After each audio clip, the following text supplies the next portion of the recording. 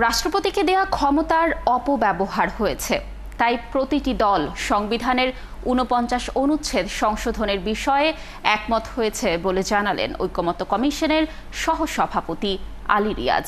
এদিকে বিভাগীয় পর্যায়ে স্থায়ীভাবেই হাইকোর্টের বেঞ্চ স্থাপনের বিষয়ে মতামত দিয়েছে রাজনৈতিক দলগুলো।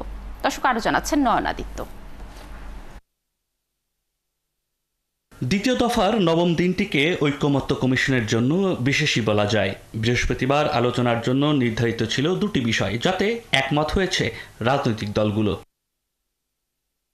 দিনের শুরুতেই রাজনৈতিক দলগুলোকে নিয়ে আলোচনা শুরু হয় রাষ্ট্রপতির ক্ষমা প্রদর্শনের ক্ষমতা নিয়ে। সংবিধানের ৪৯ অনুচ্ছেদে রাষ্ট্রপতিকে ক্ষমা প্রদর্শনের যে ক্ষমতা দেয়া হয়েছে, তাতে যে কোনো আদালত, ট্রাইব্যুনাল কিংবা কর্তৃপক্ষের দেয়া যে কোনো দণ্ডের মার্জনা, বিলম্ব ও বিরাম মঞ্জুর করার এবং যে কোনো দণ্ড মওকুফ, স্থগিত বা হ্রাস করার ক্ষমতা দেয়া হয়েছে রাষ্ট্রপতিকে।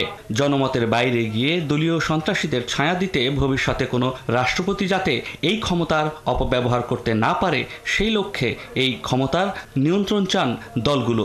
এক্ষেত্রে ৪৯ অনুচ্ছেদের সংশোধনের প্রস্তাবে একমত দলগুলো, যেখানে অপরাধীকে ক্ষমা করার ক্ষেত্রে ক্ষতিগ্রস্ত ব্যক্তির মতামত অন্তর্ভুক্ত করার বিষয়েও ঐকমত্য হয়। তাহলে কি এটা ওই রাষ্ট্রটা আমরা চাই কিনা, যেই রাষ্ট্রে খুনের দণ্ডপ্রাপ্ত আসামিরা খালাস পাওয়ার মতো জায়গায় থাকবেন, তেমন একটা ধারা সংবিধানে থাকা উচিত কিনা? এইটা হচ্ছে ৪৯-এর এসেন্স অনুচ্ছেদের। সেখানে আমরা বলেছি যারা ক্ষতিগ্রস্ত পরিবার, তাদের এখানে কনসেন্ট লাগবে। সুতরাং কনসেন্ট কেন লাগবে? কারণ একজনের পিতা খুন হয়েছে, আরেকজন তো মাফ করা রাখে না, এটাকে একেবারেই পার্সোনাল। নতুন একটি আইনের মধ্য দিয়ে একটি বোর্ড গঠন করে সেই বোর্ডের সুপারিশের ভিত্তিতে রাষ্ট্রপতি ক্ষমা প্রদর্শন করবেন। এই বিষয়ের সঙ্গে আজকে ঐকমত্য কমিশনের প্রস্তাবের বিষয়ে রাজনৈতিক দলগুলো সবাই একমত হয়েছে।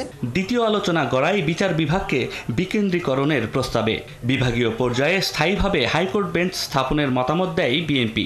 ভবিষ্যতের সংকট এড়াতে এ বিষয়ে প্রধান বিচারপতির মতামত নেবার পরামর্শ দেয় দলটি। হাইকোর্ট ডিভিশনের বেঞ্চগুলো প্রয়োজনীয় সংখ্যায় সময়ে সময়ে স্থাপন করা যেতে পারে না দিয়ে যাবে শব্দটা দিয়ে একটা বাধ্যতামূলক করা, যে হাইকোর্ট ডিভিশনের সার্কিট বেঞ্চগুলো যাতে প্রতি বছর একবার অথবা দুইবার, মানে একাধিকবার প্রয়োজন অনুসারে, যাতে ঢাকার বাইরে প্রয়োজনীয় স্থানে, শুধু বিভাগীয় হেডকোয়ার্টার হবে এমন কথা নাই, যেখানে সুপ্রিম কোর্ট উপযুক্ত মনে করবে সেই জায়গায় স্থাপন করতে হবে।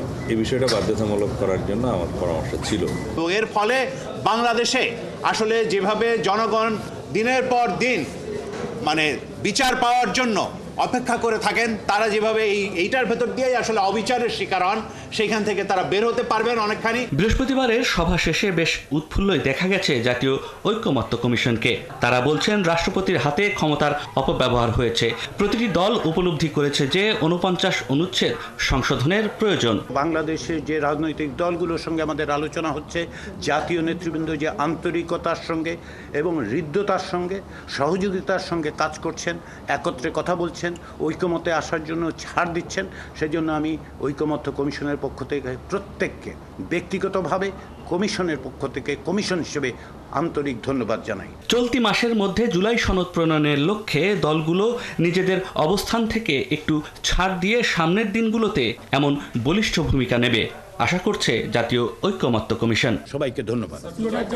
নয়নাদিত্য, ৭১, ঢাকা।